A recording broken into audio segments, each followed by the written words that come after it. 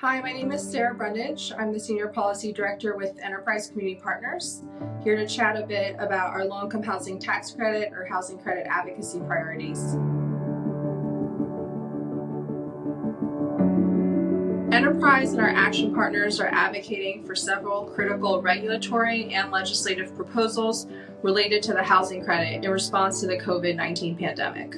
The CARES Act provided supplemental funding for several key HUD programs, but notably missing was funding for the Home Investment Partnership Program, the Section 4 Capacity Building for Affordable Housing and Community Development Program, as well as USDA rental housing programs. In addition, provisions specific to the low-income housing tax credit or the housing credit were also absent from the CARES Act. Enterprise and our action partners are advocating for critical housing credit proposals, both on the regulatory and the legislative side in response to the COVID-19 pandemic. On the regulatory side, Enterprise and our partners are urging the IRS and the Treasury to issue temporary one-year extensions of critical programmatic deadlines, including the 10% test deadline, the place in service deadline, and the rehabilitation expenditure deadlines. On the legislative side, the Action Campaign has identified several top priorities related to the housing credit to be ideally included in future COVID-19 relief packages.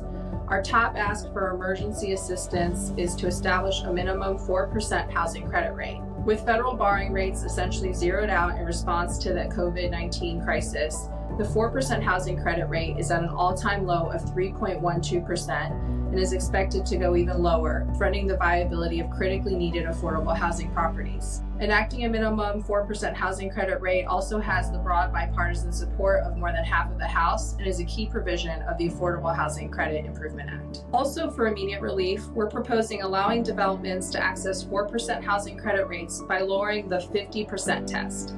Lowering the threshold of bond financing required per development to trigger the 4% housing credit rate would provide the much needed flexibility during this uncertain time in the market. We'll be advocating for these housing credit priorities to advance through new guidance or through future COVID-19 relief packages.